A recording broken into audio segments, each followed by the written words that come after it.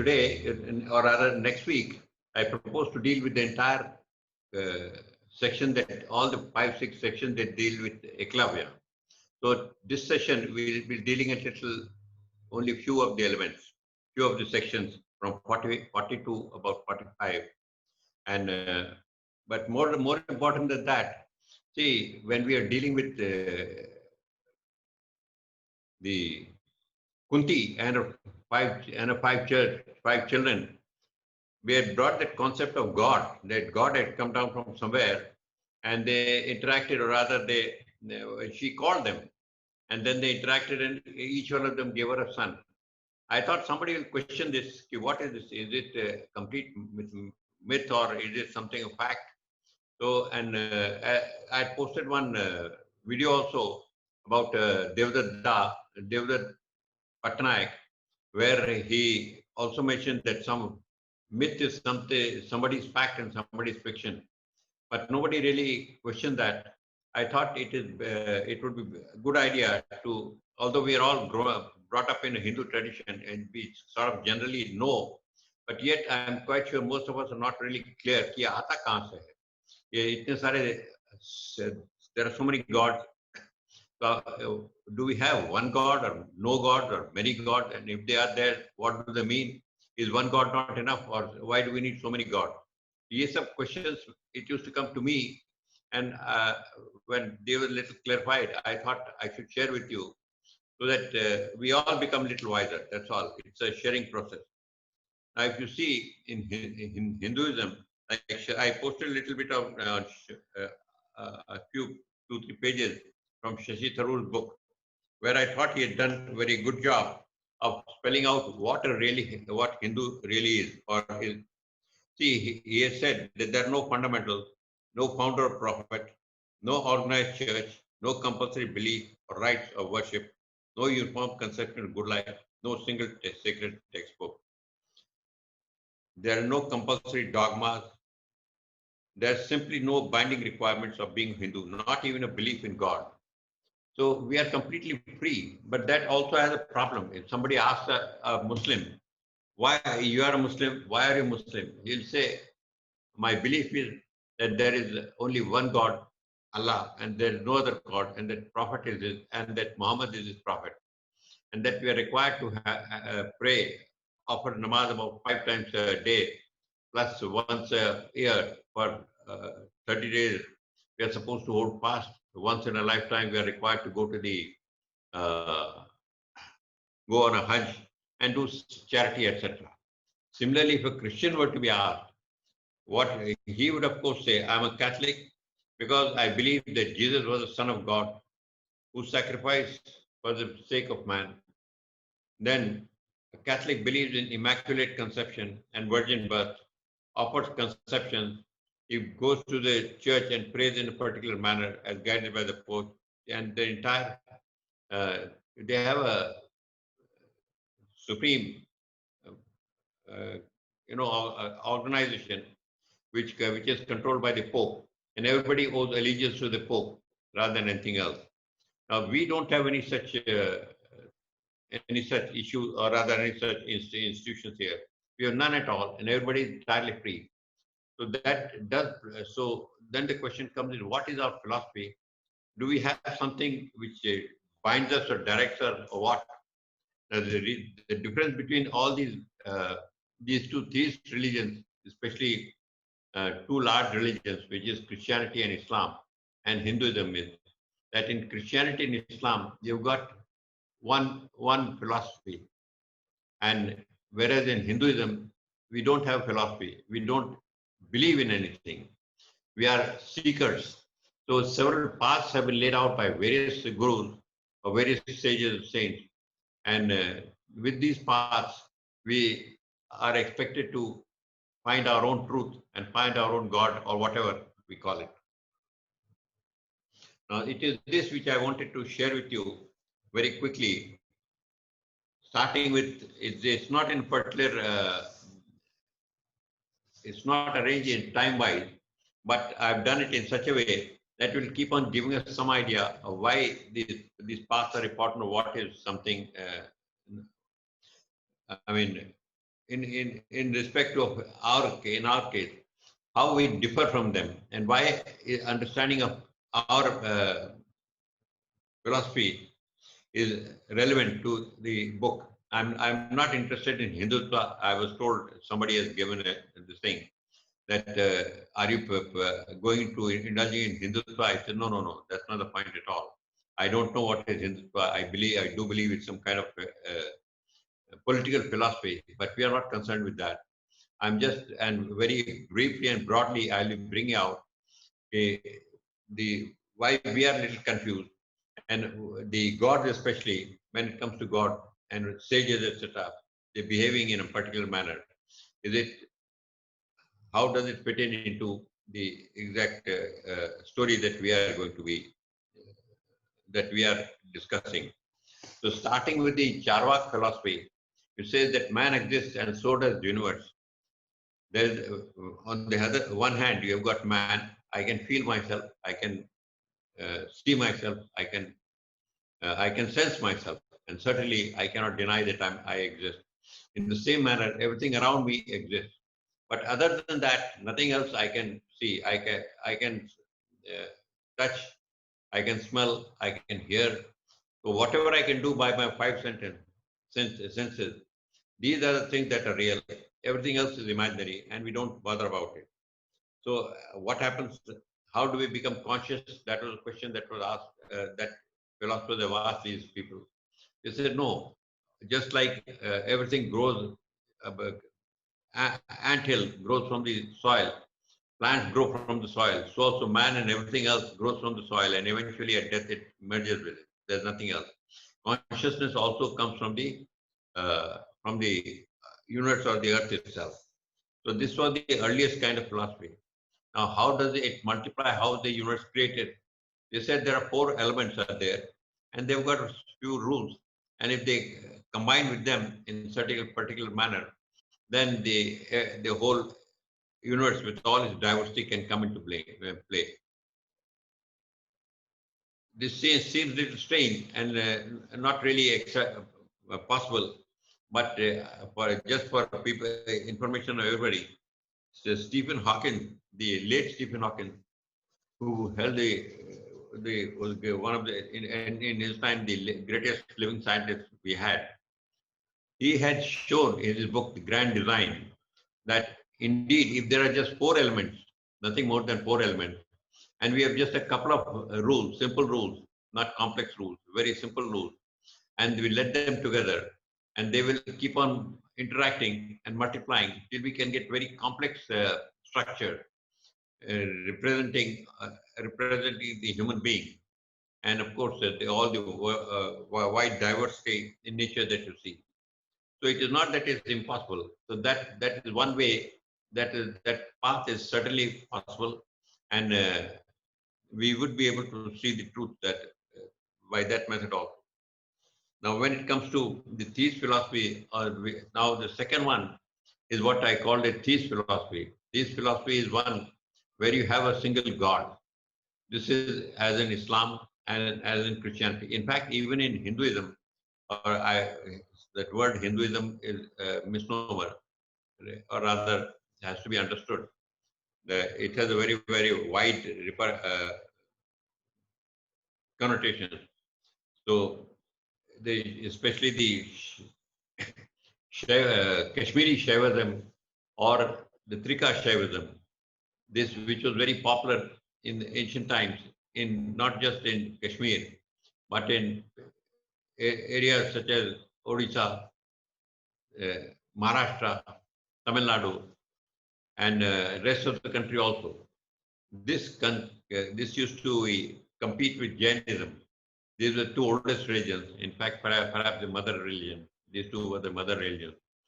And a lot of saints who subsequently grew up in ancient India, they both touched upon these philosophies, especially the Jain philosophy. Now, in the theist philosophy, where we have you've got a God who is the creator of all the universe, and he is the one who is the sustainer and destroyer. He is the one who has created, he is the one who looks after man, and he has created man also and endowed him with consciousness. But he has also provided man with a soul. But the soul is not really divine. So after, although it can survive death, it is not divine. So it is when after when the man is when a person dies, his soul is recalled to the by God and is evaluated against the commandments which the God had given, whether the man has lived according to not, and then he is subject to either reward or punishment. That punishment means really sent to what they call hell, and if it's a reward, he's sent to heaven. Now, this is the kind of philosophy that was a second kind of philosophy. Hindus also had this kind of philosophy, like I said in Kashmiri Shaivism, but uh, in our Vedas, they have got what they call Nyaya philosophy. In the Nyaya philosophy, you've got an ever-existing Ishwar. This Ishwar is infinitely wise, and he has fashioned the universe with its infinite diversity from out of existing atoms. Now, here's the difference between the Islamic thinking and the Christian thinking and our Vedic thinking is that whereas in Islam, it was, or rather Christianity also, that God said, let there be light, and there was light, and everything came into existence, the Big Bang kind of thing. The same thing in Islam. But in Hinduism, or rather in Nyaya philosophy, I would call it Sanatan Dharma is better to use the word Sanatan Dharma rather than Hinduism.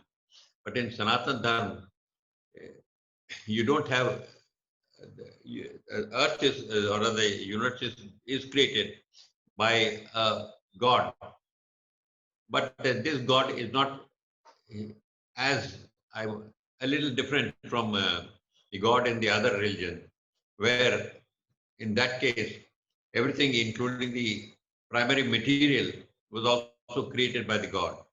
In our case, the material is also already existing in the forms of atoms. These atoms are ever existing, and it is the combination of these atoms in different parts that gives rise to various elements which are further combined to give different forms. That was the thing. Now here, when the man dies, his soul is of course called back to the by God, as in the other cases, and thereafter he is sentenced to spend life in either heaven or hell for a period as to be determined by him. Often, in our case, he may be sent back to the earth to do to continue further, first to improve himself. Then you have a Jain philosophy. Jain philosophy is a very old philosophy, and they feel that no, you have got the earth on one hand, which is ever existing, with all the, and again built up of tiny atoms which are which cannot be divided, and different combinations, as in the Nyaya philosophy, different combinations of these atoms will give different properties and different forms. But they said also there is jivas, what they call jivas. They are living entities who are fully conscious, and the soul which is existing in them is divine. It cannot die. So even though it survives death, not only it survives death, it will keep on living forever. Meanwhile, if it is perhaps subjected to laws of karma, because it is subjected to laws of karma, then we are all roughly familiar with it. That in case you do good, the reward will be there. You'll have to be, in case you do bad, if you do something evil, then you'll be punished. But that punishment is not given by God or something else. In Jain philosophy, there is no God, and there is no. It's not required itself, because the universe and the jivas, they are ever existing. They are eternal. So God has no place in the creation of the universe or the jivas of the man. Similarly, as far as punishment is concerned, they've got over it by this philosophy of karma. In this karma, in this philosophy of karma, what happens is that you periodically keep on from the day you are born, you're subjected to vasana impressions. Those impressions create desires. Those desires turn into actions. Then those actions turn into character, and those characters turn into our personality and ego. They also turn into means of identification.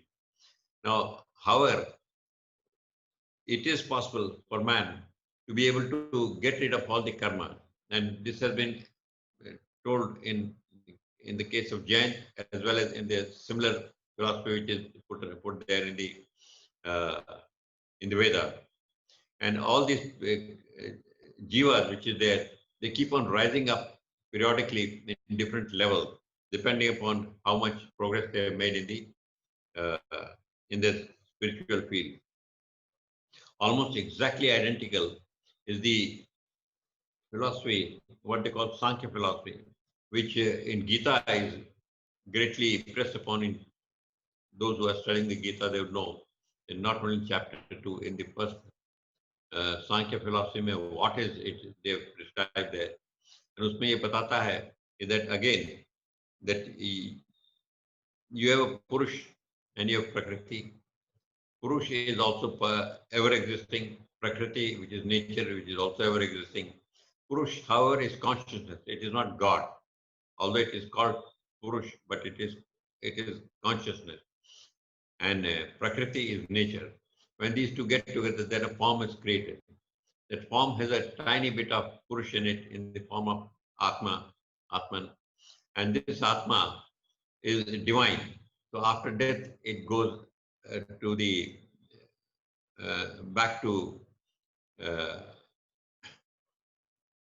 it doesn't really emerge because it has got contaminated and covered by ego. So it will go to a temporary parking place, which is heaven or hell, and from there it will come back again so that it can wipe off all this karma. Now, if as its karma keeps on reducing, the soul keeps on moving up to higher levels. So in the immediately the physical level is the level where we are living. In the next level is the level of all our ancestors, which is the heaven and hell, and from where they'll come back again to finish off that karma.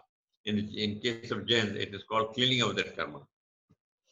Now, but beyond this, more than this, those souls who have cleaned themselves almost completely, they're very advanced souls, but they've not, a little bit maybe have left. These are what we call Deva. Deva कहते हैं इनको, and or Devi. And although they are asexual, you see at that level, they don't have any sex. They're sexual. And if you reach page 74, just the first top two paragraphs on page 74, you'll distinguish the difference between union and one which is a sexual union and the non-sexual union. So devas have a non-sexual union, but they can come back to earth because they'll have to finish up that little bit of karma before they are completely liberated and they can merge with the infinite, or rather the Purush. So this is where all our devas come from. Can Deva take the form of a human being? Yes, of course. If he was a human being, he can come back as a human being, or for that matter, in fact, in any other form also. And that's why we have got so many devas there. And that is the source for the existence of 330 crore gods, which is said. I used to wonder from where have all these gods come and why they are required. These gods are not really the single god, the creator god, as for example Shiva, creator god, who has created the universe, and or in case of Islam, it is Allah, they call it Allah, or in case of Christianity, Jesus' father, he's called God. So these are all of them together, they are there. But in case of Sankhya philosophy, you don't have a God, you just have consciousness, Purush. So this Purush, like I said, is a lot different from uh, the God. In fact, even the God which is there in Nyaya philosophy is slightly different from the other thing, but nevertheless, he does create the universe, and he is the sustainer and dissolution or the exterminator of the earth or the universe also at the end of the cycle. So to that extent, in both cases, the God is the same. But in case of Sankhya philosophy, which is greatly impressed upon in the Gita and in the Mahabharata, uh, this concept of God is not there. He is in fact not required because God has no role to play. He doesn't. He is not required for creation of the universe. The universe is already existing. He is not required for creation of the consciousness because consciousness is also ever existing, and he is not required for punishment because it is self-regulating. They're all governed by what they call karma theory. Buddhist philosophy is also similar to this. There is no, not similar. Buddhist philosophy is a little different. In this case, there are no God and there is no soul and there is no, but they recognize there is the universe is there and man is there. How does man become conscious? That, as in the Charvak philosophy, everything happens from on account of the earth itself or the universe itself. From there, it gets consciousness. At death, what happens is that the it goes to an astral body. Since there is no soul, the soul does not go anywhere. So they call it an astral body. Astral body is one where you might call it the uh, where all our impressions, all our desires, all our vasanas, and all our tendencies, these are things that migrate to another body. And that cycle keeps on continuing endlessly till such time as we are able to get rid of all our karma. And according to the Buddhists, this the cause of all the suffering, you might recall that when Buddha started his search, it was he had seen some poor people. One of them was an old man, the other was a sick man, and the third one was a dead man. And he was wondering what is all this. And so then he realized that one day, and he will also have to go through all these things. He was very upset and he went into to find out an answer. And after 40 long years, he did find an answer. The answer was he is brought down in his, uh, uh, you know, the eightfold path of in which moderation is what is specified. His, finally, we come to Advaita Vedanta. This is the latest. In this case, uh, there is just Brahman, and Brahman doesn't exist. Rather, it is not manifested. Because it is not manifested, but nevertheless, it is alone without a second. It is attributeless, and therefore it appears for whatever you might say. It is not this, not this, not this. It is unmanifested. But since alone it exists, therefore it is this also, this also, this also, for whatever. Here the slight difference between the Buddhist philosophy and this philosophy is that there is Brahman, and in the case of Buddhist philosophy, there is just shunya or nothingness. So everything eventually boils down to nothingness in case of Buddhist, whereas in case of Advaita Vedanta, you've got everything boils down to uh, Brahman. And Brahman is one that alone exists. And how do we explain the universe? Universe is said to be said to be an illusion, a projection of the Brahman itself upon itself as a kind of screen. Now, and this happens because of Maya. If there's no Maya, then we'll not be able to see the universe at all. If you have to, so how to get rid of this? So these are the various paths which have been prescribed there. And the three of the philosophies, three major philosophies which are given in the Vedas are the Nyaya philosophy, the Sankhya philosophy, and the Advaita philosophy.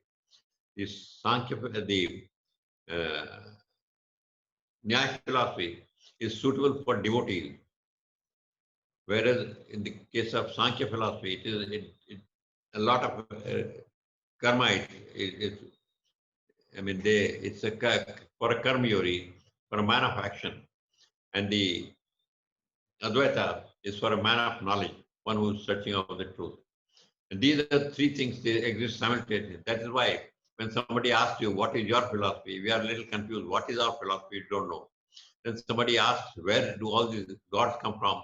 The gods come from Sankhya philosophy, where man, really speaking, not man, a very evolved soul.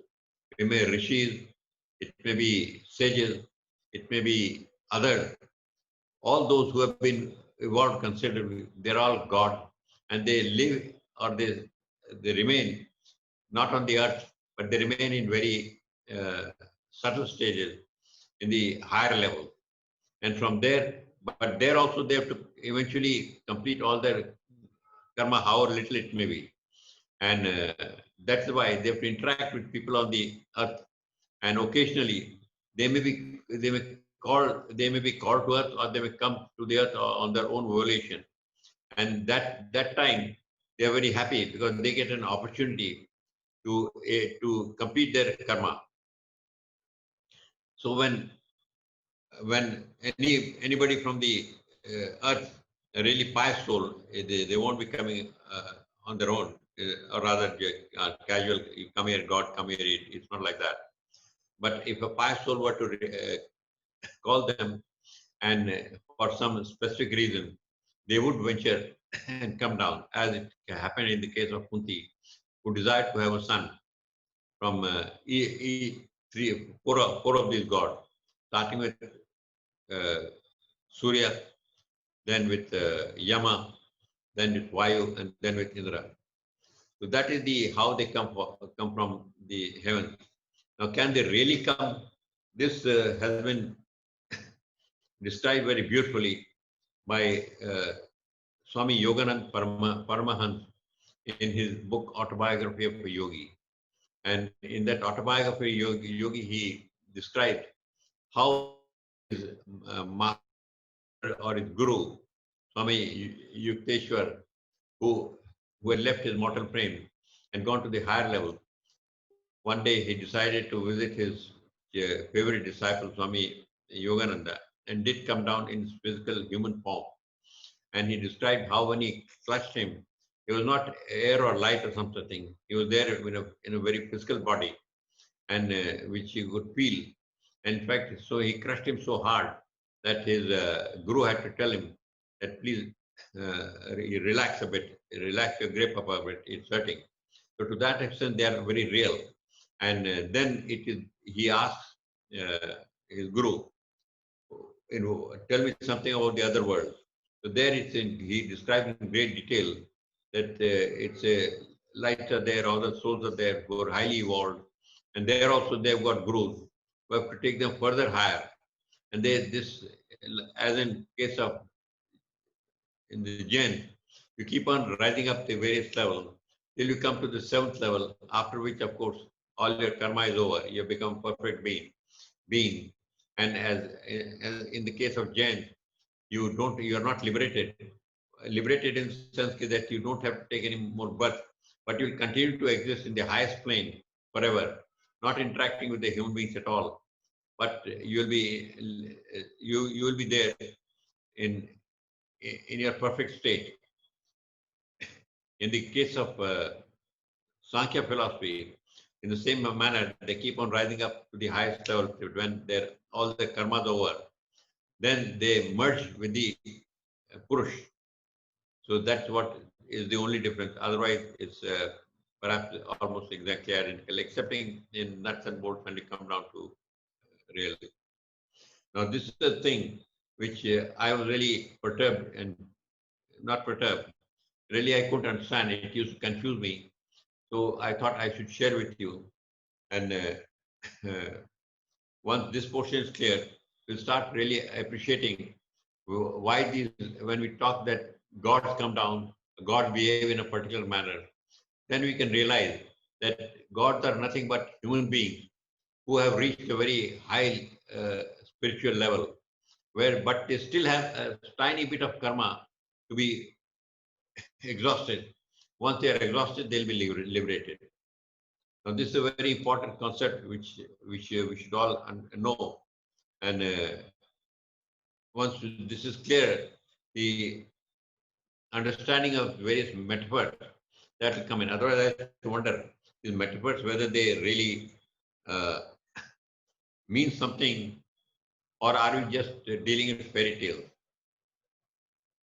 With this thing, we'll come back. We'll now go back to the our book, where in the last time we stopped at uh, Dronacharya had gone to Drupad, King Drupad, who had become a king, and Dronacharya had become the head of his Gurukul.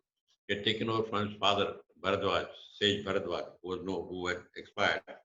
And when he went there, he to get some alms, not alms, dan, his, but he announced there that please tell the king, Drupad, that your friend Drona has come there. A Brahmin, a poor Brahmin, your friend Drona has come there. It was to this that Dronacharya really objected to it. And he said, no, friendship is amongst equal. Now, this friendship amongst equal is one kind of friendship. You will see there are other kinds of friendship also. The friendship between uh, Krishna and Draupadi. There's another kind of friendship between Duryodhan and Radhe. And all these three kinds of friendships are there. In case of Dronacharya and Drupad, the friendship was on an equal basis. You must have some commonality. And if that commonality disappears, then that friendship may also be jeopardized. And that is what the Drupad was telling him, that you can get, if you want as a Brahmin, you want dam, that dam certainly will give to you, because it is my bounden duty, my dharma, which I have to give dan. However, if you if you have come as a friend, then friend today you can't be, because I am a king and there's no commonality between you and me. So from that, when there was no future left for him, Dronacharya decided to leave Panchal, where he was staying in the kingdom of Panchal, where Drupad was king, and go to his brother-in-law Kripacharya in Hastinapur. And uh, when Dronacharya, and I told you that how this thing happened, came about, was when Ashwatthama had asked for milk, or rather his friend gave him some water in which he had made some chalk, made it milky, and told him, this is milk, you please drink it. And he was very happy. His mother, Ashwatthama's mother, did not like it, and that was the trigger which prompted, or rather, which prompted Dronacharya to go to Drupad to get some done.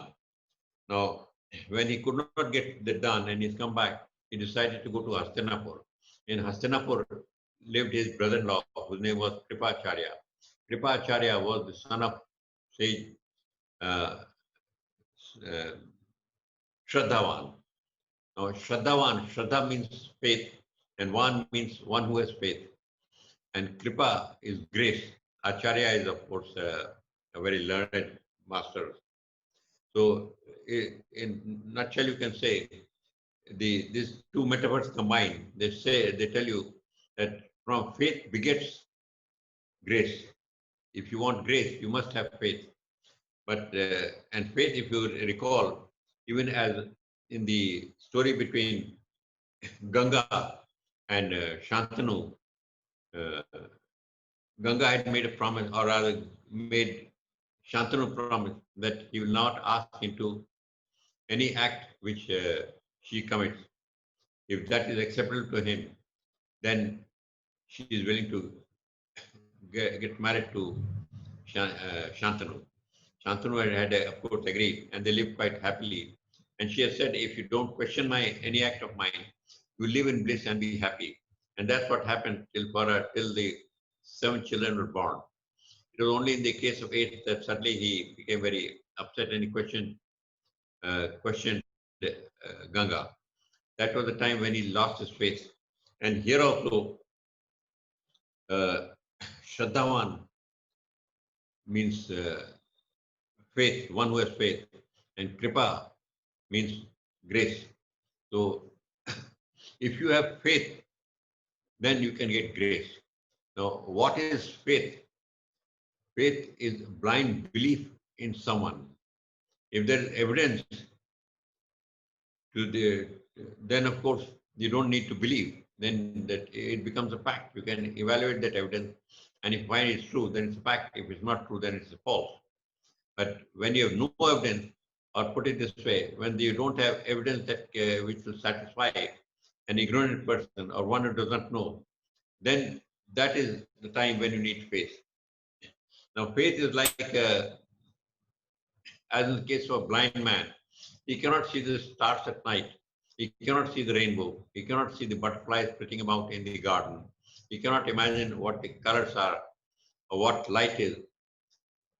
But there's a sighted person with him who keeps on telling him, yes, there is something like this, something like stars, and there's something like a rainbow, there's something like this. And he has to just accept it because the person is sighted. Now, you might say, okay, that blind person may say, oh, no, it must be some uh, story which is generating. Let me ask somebody else. However, if he keeps on asking 10, 20, or 30, or as many people is like, a person who's sighted will certainly tell him every time, yeah, this is true, this, there, we can see. And then he'll be convinced that, yes, that kind of thing is there. And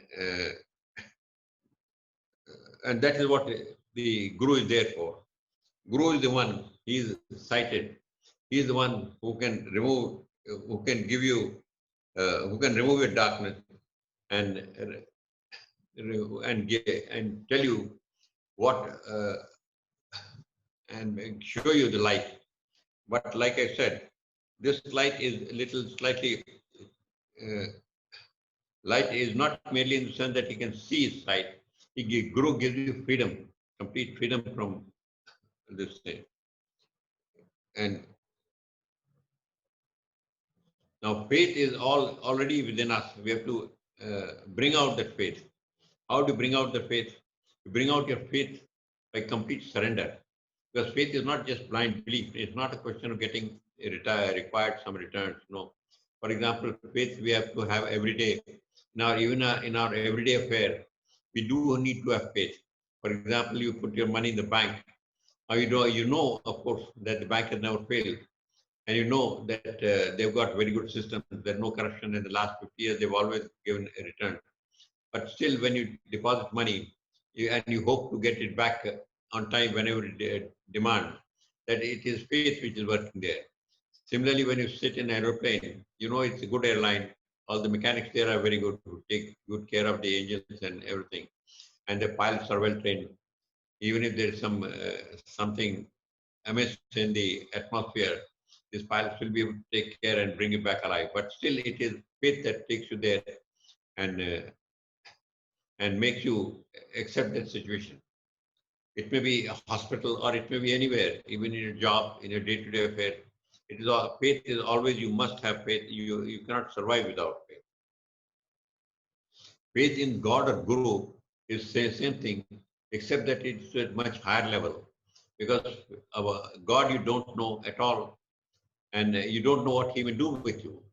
So when you surrender to God or to your Guru absolutely, completely, you are taking a great risk because it is possible that if he's a charlatan or if he's some what they call some of the dhongi babas which you've got, then he may exploit you. And some of them have been known to exploit, whether it is the people by way of money or women who have been exploited by such people.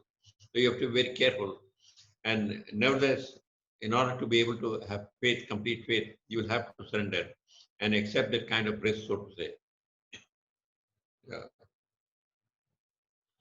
It is when these, it is when you have this kind of absolute faith, when you have surrendered absolutely, that miracles start happening in and around you.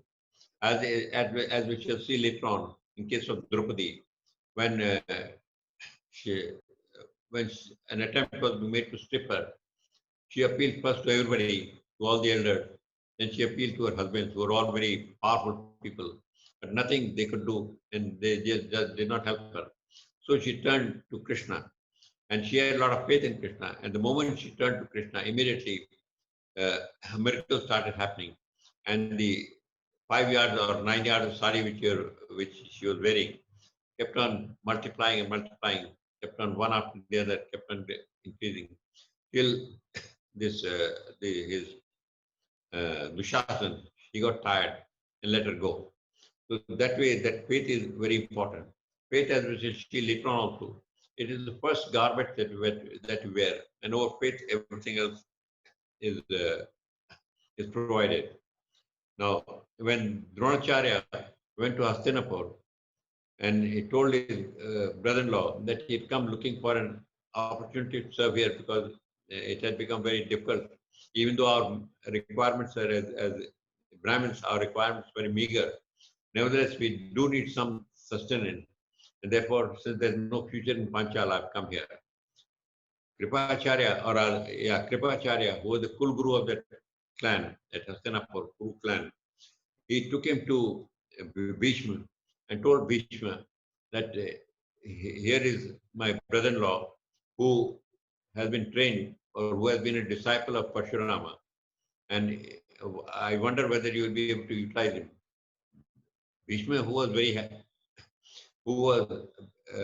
indeed very, who was looking out for a guru for all the 105 princes, both of Pandu's son and Dhritarashtra's 100 son, 5 plus 100. So he wanted a guru. And here comes a man who also had the same guru as himself. So he was very happy to, he said, yes, yes, certainly, let me. Dronacharya is very welcome. And that is how Dronacharya became the guru for training all the 105 people. And that is how the Dronacharya, or rather, these 105 people, 105 children were sent to Dronacharya Gurukul. Now, who is a guru? Guru consists of two words, Gu and Ru. Gu stands for Gunatita and Ru stands for Rupa Varjita. Gunatita is one who has transcended the three qualities of ignorance, of tamas, rajas, and sattvic. All these three qualities which are there in human beings, he has transcended them. And Rupa Varjita is beyond the form. So he's really speaking, the Guru is one who is really speaking God, and God lives within you. But Guru can take a form also in order that he can communicate and talk with his not just disciples, but whoever comes to him. That way he can, that way people can interact with the Guru and get their doubt cleared. Otherwise, although the Guru is there in your heart, but since our minds are not so silent, the ego which is there covers up, drowns out rather muffles the voice of consciousness and muffles whatever the Guru has to tell us. So the Guru necessarily has to take an external form and come and interact with all the people.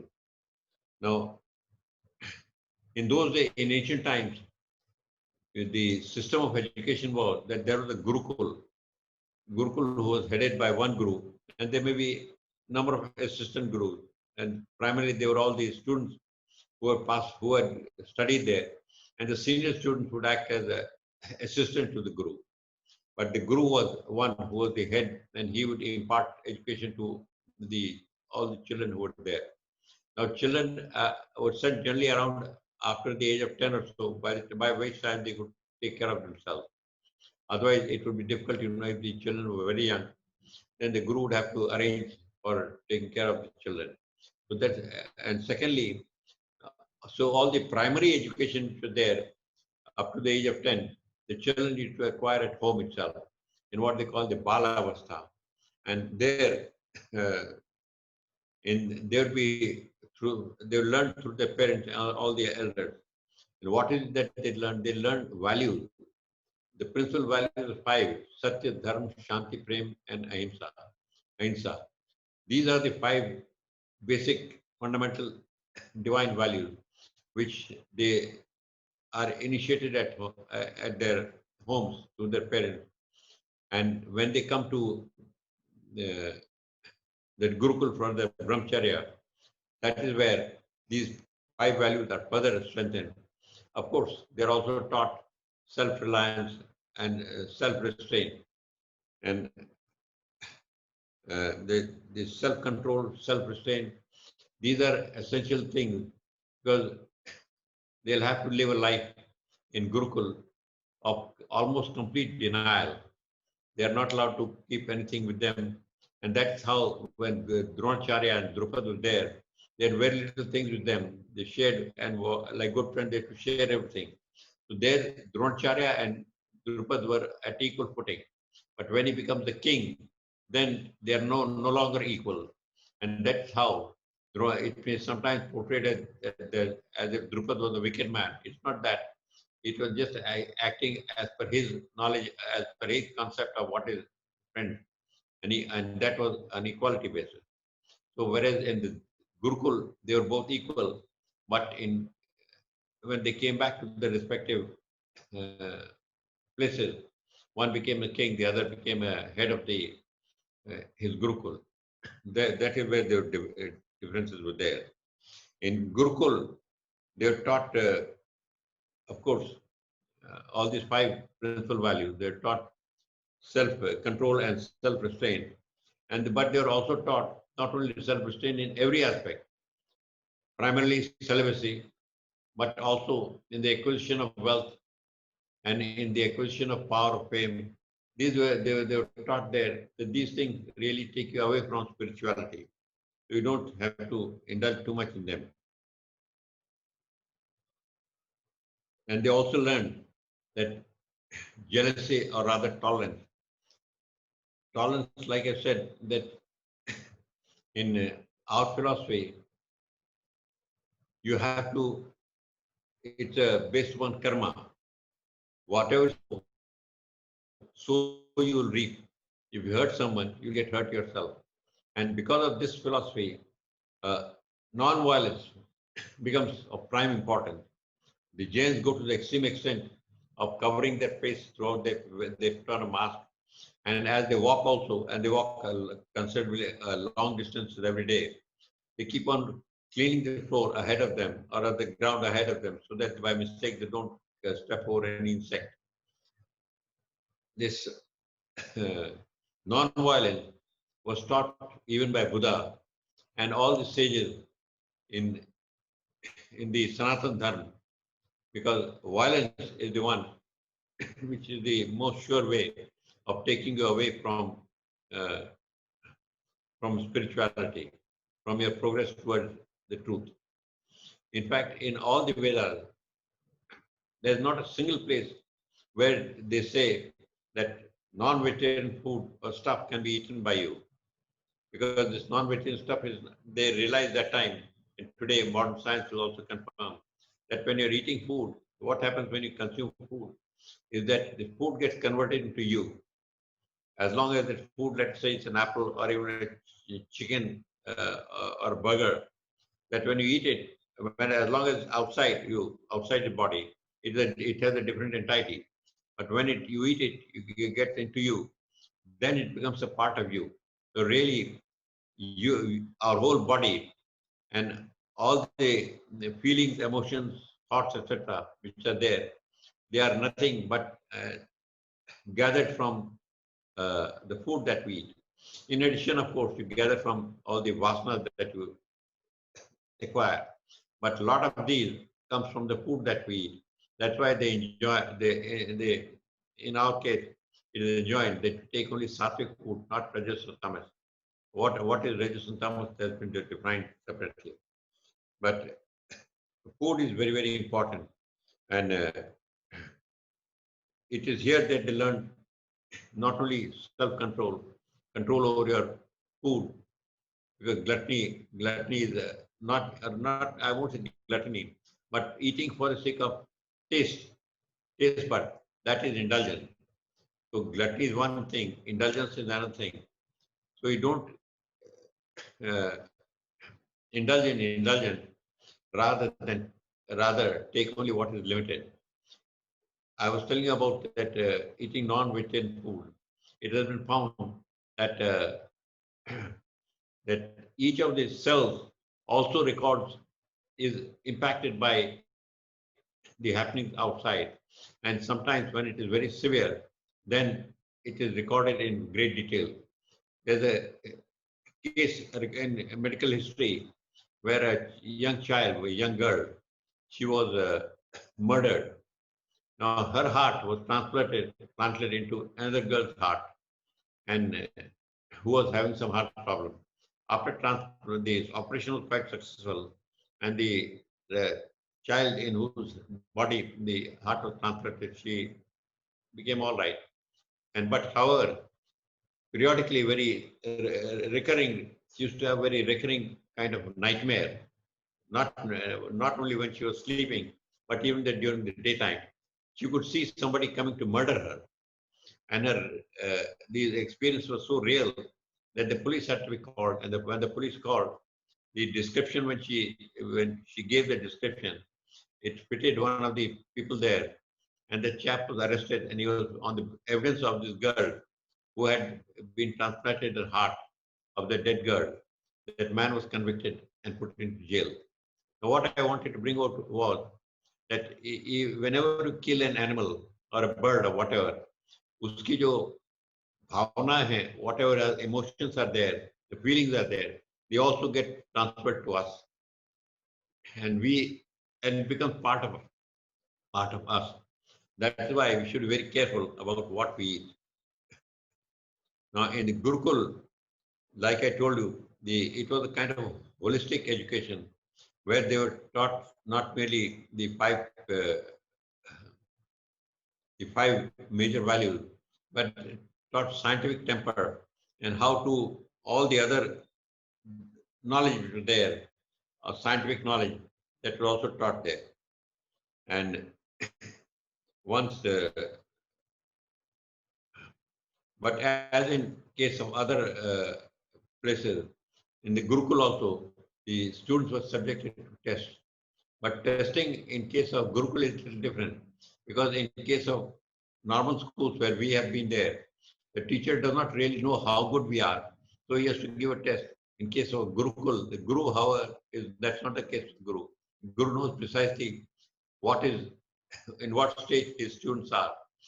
So the test is given not to help the Guru, but the test is given to help the students themselves, so they can distinguish, they can find out where are they and how much more uh, they have to improve.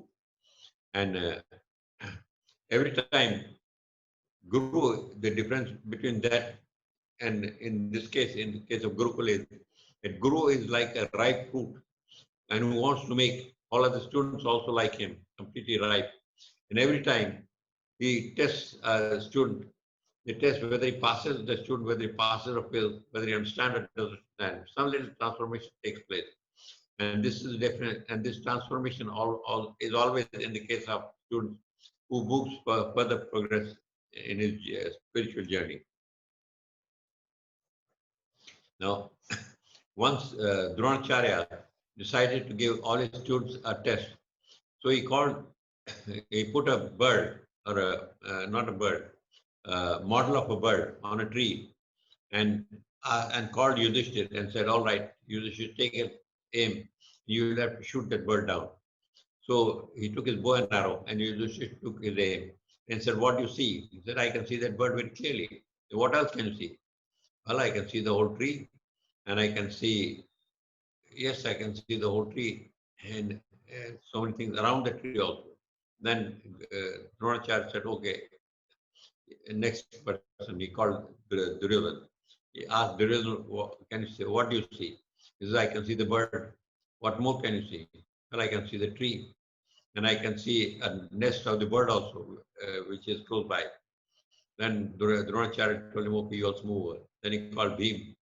Bhim similarly was not to be outdone. So he also said, yes, I can see the bird, I can see the tree, and I can see not only the nest, but I can see the fruits also. He said, okay, you also move over. Then he called Arjun.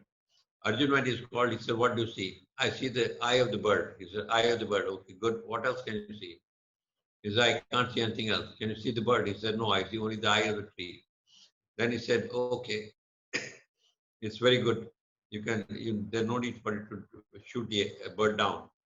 But, or rather, I think he told him, you can shoot the bird, shoot the bird down. And sure enough, Arjun brought that bird down. Then he got all these 105 princes together and told them that, look, important thing everywhere is to be highly focused. If your focus is disturbed or if you're not properly focused, you won't succeed in life. That was the message that the Guru was trying to give him. It happened once. There was a dancer, a very good dancer, but one particular day in a dance performance, where her Guru was also watching, she did not perform very well. Then the Guru, after the dance, called her and told her that, look, today you are not dancing very well. Your eye was on the audience and your mind was on the applause to follow. If your mind is on the applause, then you'll never succeed. What you have to do is you have to dance as if forgetting about all the audience, as if you are a dancer alone. You have to dance as if there's nobody watching you. You have to dance for the sake of your own self and for the sake of the dance. In fact, your intensity must be so much that you become the dance. When you become the dance, then of course the applause and everything else will follow. Then and you'll get the credit also. But that must not be the aim. The aim must be that you surrender to whatever object you're doing. When you surrender to the object that you're doing, then you are bound to succeed in life.